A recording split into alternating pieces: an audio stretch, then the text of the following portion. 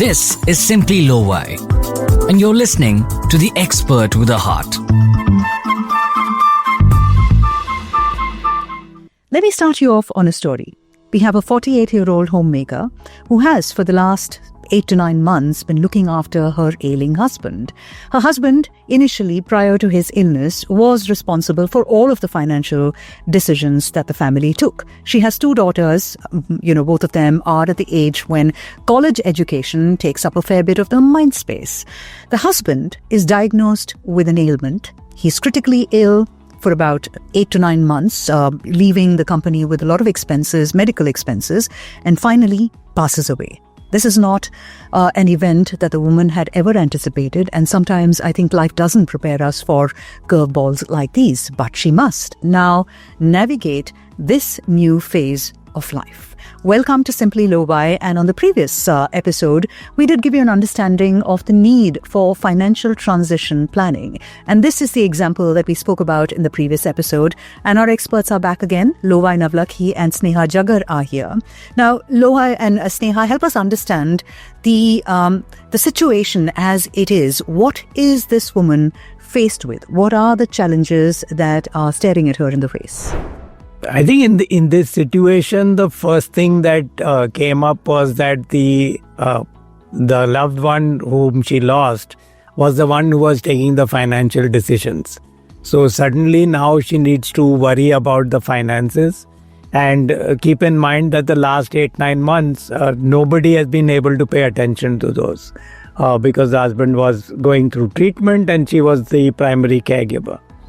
So the first thought is, do I have enough money to continue living in the house I'm living in? How will I take care of all the expenses? If there are loans running, how will they get repaid? Do I need to do something drastic to get that in place? At the same time, I'm very protective, or she's very protective about her daughter, saying, the intention was that the elder daughter went to work in that organization that she had found the job in, but she had to move cities, so therefore will need financial support when she settles into the new city. And the younger one is going to go into a graduate program overseas, which is expensive, and she doesn't want to come in the way of that. So I think a whole bunch of, I would say, emotions and issues that she was facing at that point in time. And when these happen together, you tend to almost clutch at straws, because you're trying to figure out which one should I deal with first. And every day or every moment or every hour, something suddenly gets priority because that's what's being spoken about. So that was the emotional state at that point in time. So just now in Lo-Fi's explanation, we heard 4 things. One was taking care of somebody who is unwell, then losing a loved one, having child move out of the house, and then having to start looking at what next for me. These are 4 things that are running parallelly, and mind you, each of these are many transitions that this person will have to go through. And going through all of these coming together is not easy. Therefore, it is also important going back and saying that first pause, think what is the next most important step, and then move forward. One of the tools that we as transitionists run is Am I Okay? I'm not going too detailed into that, but the fact that there is a proper scientific way of dealing with this helps you calm down and then move forward. You are not alone. There is somebody who can help you out and take you forward with it. I think it's important to put out there that while we talk about transition and we think that they are sequential or they will happen one at a time, we have seen many situations, and I'm sure you have also faced multiple situations where there are multiple transitions going on in your life. And as we sort of follow that there are 4 different stages of transition, you may be going through each of these transitions may be in a different stage. So in one of the transitions, you are actually feeling happy that you have reached a new way of dealing with yourself, but in something else, you are totally numb and don't know where to start, overwhelmed. So I think you have to remember that when you're dealing with this case or any other transition. So, staying with this example, Sneha and Loai, what are some of the key financial areas that the woman must now focus on as first steps, to get her life back in some sort of order while still, dealing with this loss, while still dealing with these emotions, the roller coaster days that are part of her life right now? Walk us through those financial areas. So I think when you're faced with so many things, I think one of the simplest things that everyone can do is take a sheet of paper and write down everything that's coming to your mind as worries or things that you need to take care of. In fact, there are some scientific studies which speak about in normal course, even if you're not facing transition, but you're facing issues that you're trying to grapple with. Every night before sleeping, write them down and do it for 5 nights in a row, and you're suddenly feeling calmer about it because you have let it out of your system. So, but in this case, writing down all the different situations that I'm worrying about my younger daughter getting to college and how she will be feeling emotionally is one thing, but how will I take care of the finances over the next 4 years that I have to pay for? The money is available for the first 1.5 years. The next 2.5 years, how is it going to happen? What will I need to break from the investment? Is it something that I need to start, working and earning? And that's the other piece now. How do I rebuild my identity, which has been of a homemaker, and now suddenly I have to become the one who's the provider? So whole bunch of things that come there. But first, if you write them all down, then we as transitionists are able to maybe look at it slightly zoomed out and bucket these in different groups so that we know these 4 decisions are all pertaining to the younger daughter. These 3 are pertaining to your identity in future. This is to do with, taking care of the immediate needs, get the insurance policies, file the taxes, close whatever needs to be done from the loved one's account and get that completed so that it's transferred. So there are a whole bunch of things that I think will come out once you put this down and you get the help of a transitionist to help you guide through.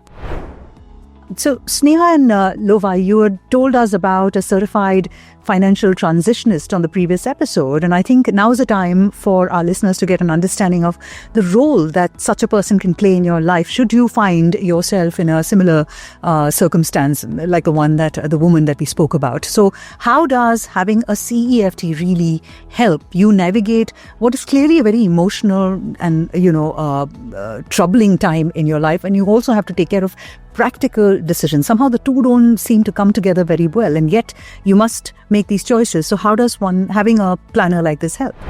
So the first meeting we had with this client, we spoke exactly for 5 minutes. The other 60 plus minutes, we were listening to her.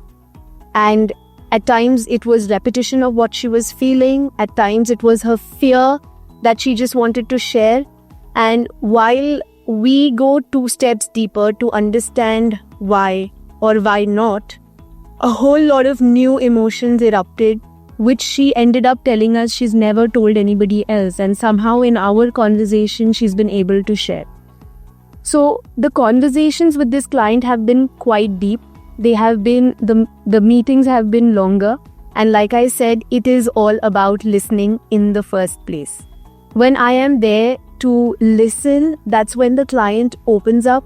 We are also able to then, what Loai said, put everything down on a piece of paper and then start clubbing it. And going forward, after our initial few meetings, we started breaking these down because meetings were becoming very long.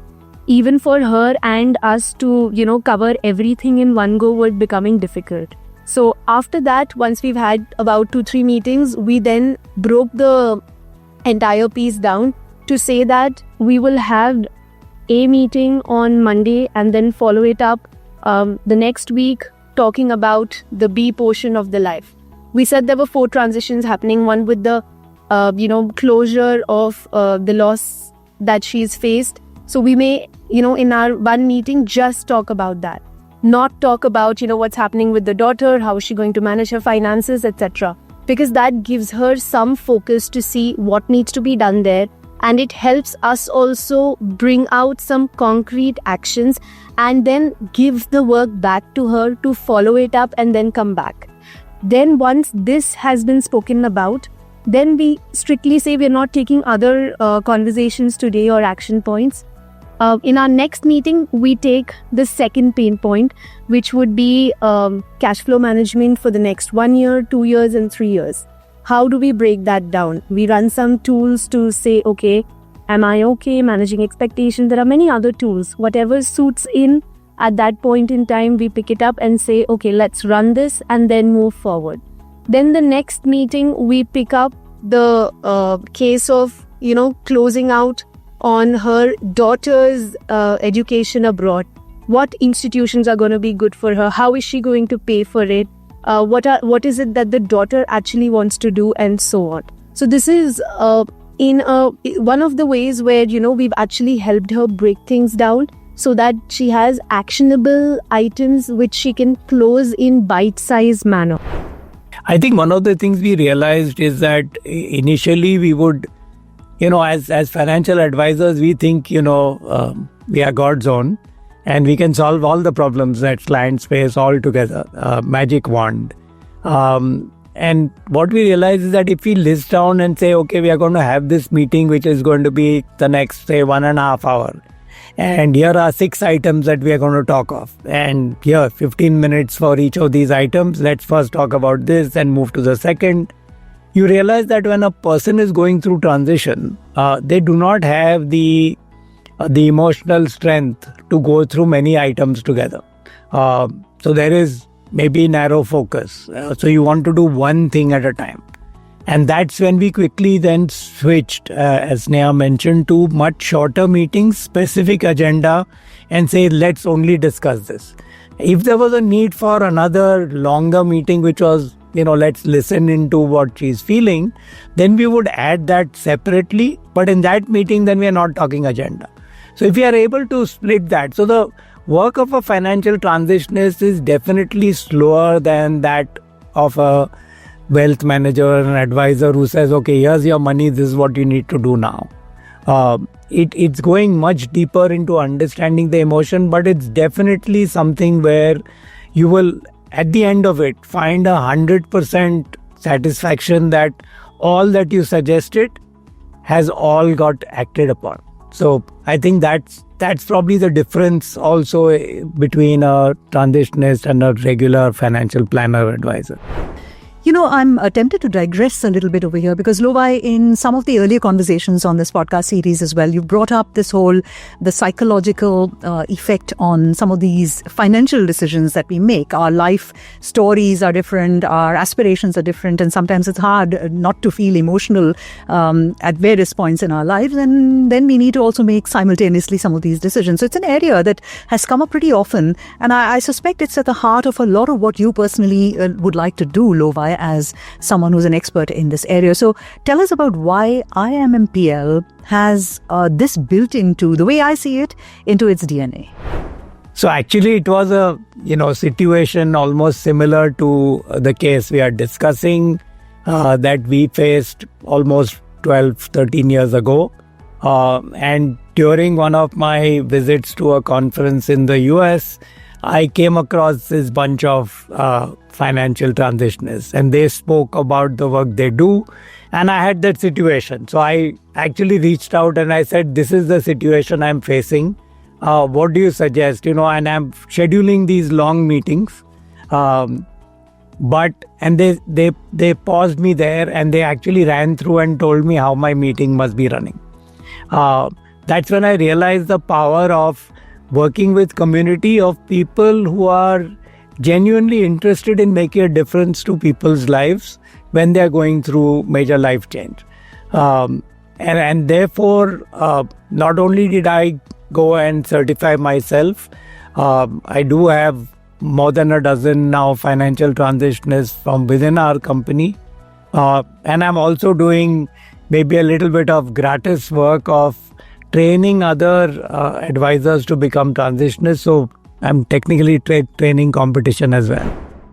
So, to come back to the story of the bereaved woman, Luva and Sneha, would be important to understand at this point the typical mistakes that people make when they find themselves in a major life event like this one that has them all, mixed up in terms of emotions, in terms of what they should prioritize. Is it going to be the child's education? Is it going to be taking care of the house? Is it going to be looking at the will and figuring out what's in it?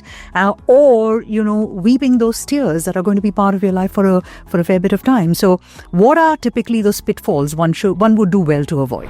So just one of the simple things to explain how we help is the person came to us, the client came to us after losing the spouse and said, I can't live in this house because the memories just, are troubling me so much, and my spouse is no longer with me.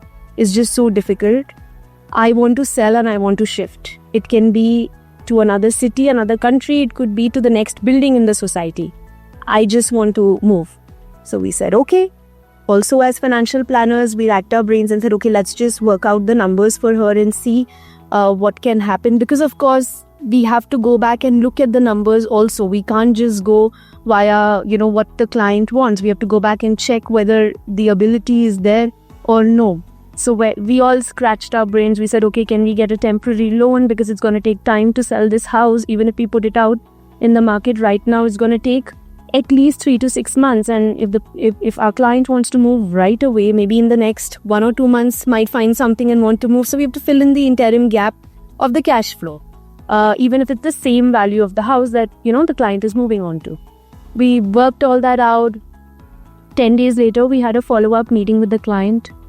And she comes and tells us, Sneha, I don't think I can ever leave this house, because how can I leave? This is the only thing I have left. And this is where, I had him with me, and I don't ever want to leave this place at all.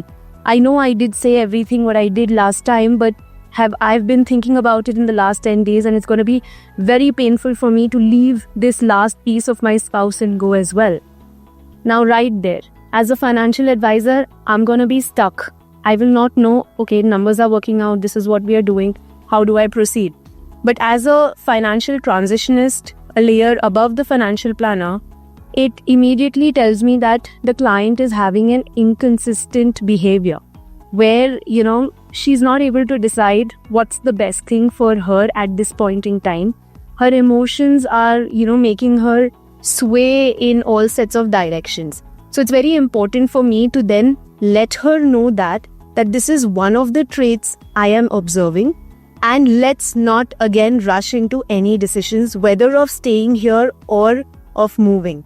Let's also see, if you had to move, are there other people who are going to get impacted by that? Can we also have a conversation with them to see what's going on in their mind? If there are children, if there are parents, anybody living along with her, what is going on over there? So that's how, simple situations can become complicated, and we have to deal with it as and when pages turn in the relationship with the client. And I think in this type of situation where, I am left single because I've lost my loved one and I am not the financial decision maker at this point in time, suddenly I find very well-meaning friends and relatives who are coming and giving me advice. So I think one of the mistakes that happen is that I may tend to follow what my closest friend told me because, my closest friend told me. But that closest friend may not be best equipped to deal with the emotion or even understand the money aspect for you.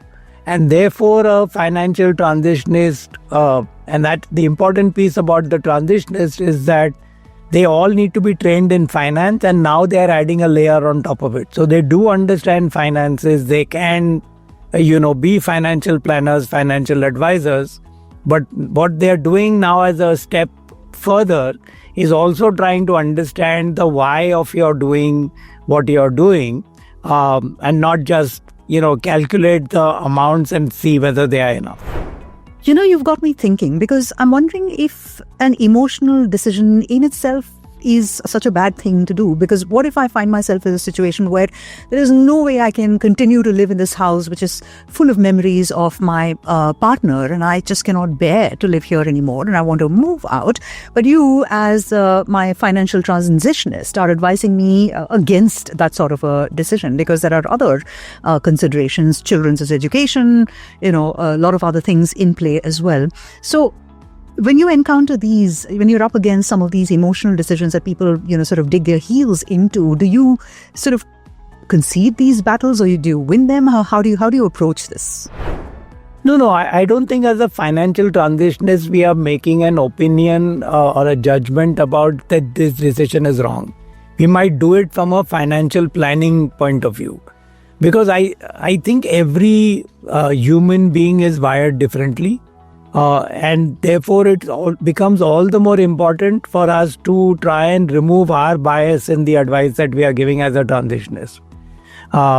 We tend to think that, there is one way, and therefore it has to be the way that I know it, and that's the only way that you should deal with it, right?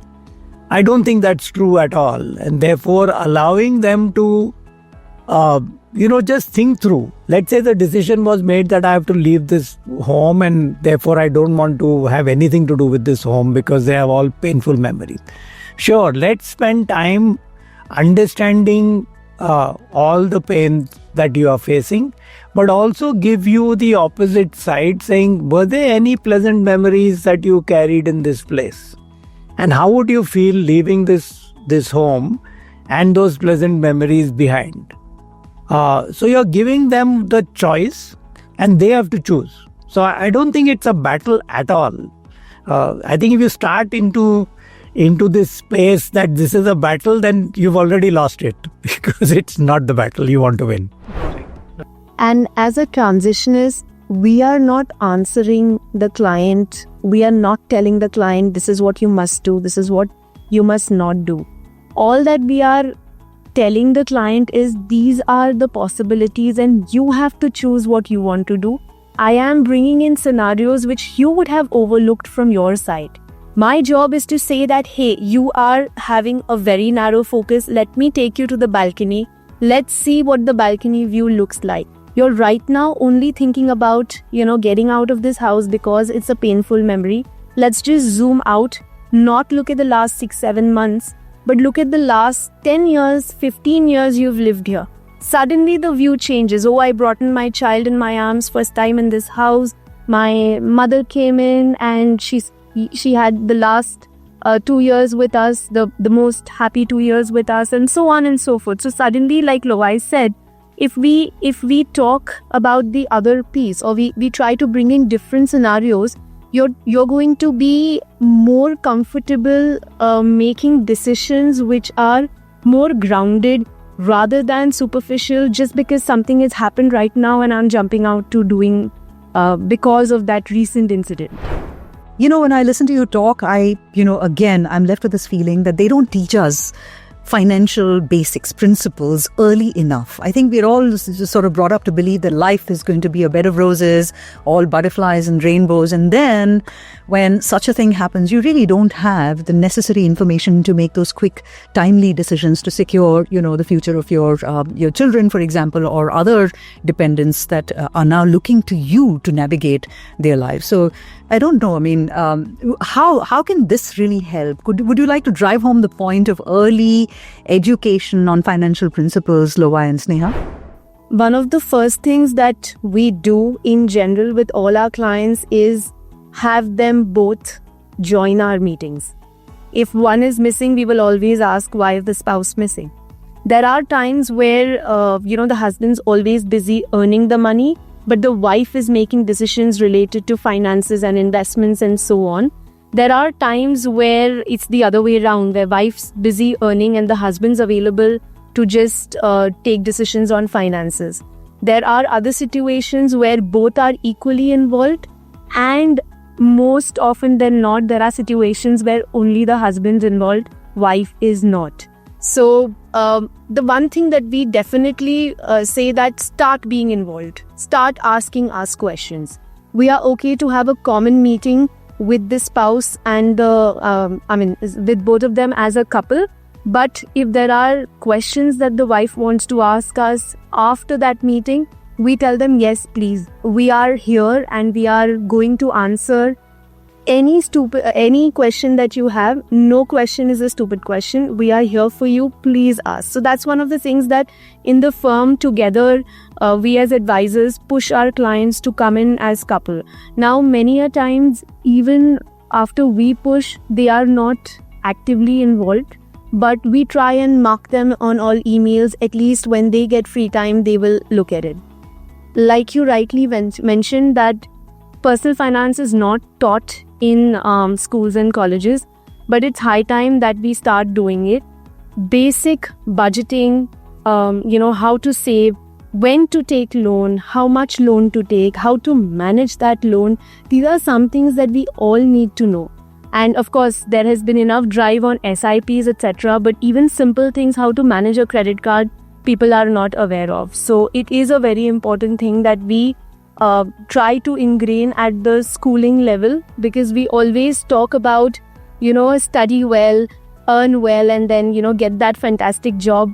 But what after that? How do you take care of your money and move forward? And also, I think we have to teach what not to do. So in the last year, a whole bunch of young people have gone into, derivatives and think that the markets always rise. They are a balloon and they'll keep going up. What they don't realize that sometimes the balloon gets pricked or it runs out of gas and then it'll keep coming down.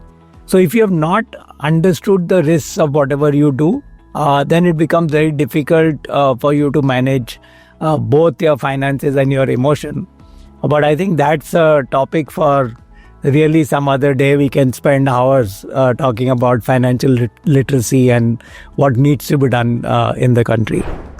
Well, this has been a sort of a difficult conversation to have. We started out with a scenario of the 42-year-old homemaker who lost her husband and had to suddenly walk into, taking charge of her finances and the lives of her two girls. And I certainly hope, bad things don't happen to anyone, but that's not really how life works, is it? And you must watch the previous episode of the series, this 2-part series, I'd like to call it, of Simply Lowai, on the importance of major life changes and how you actually use financial transition planning to navigate those life changes. So check out the episode that came in before this, and I think everything else will fall into place. And Lowai and Sneha, thank you so much for doing this for us. That was an episode of the Simply Lowai podcast series, Expert with a Heart.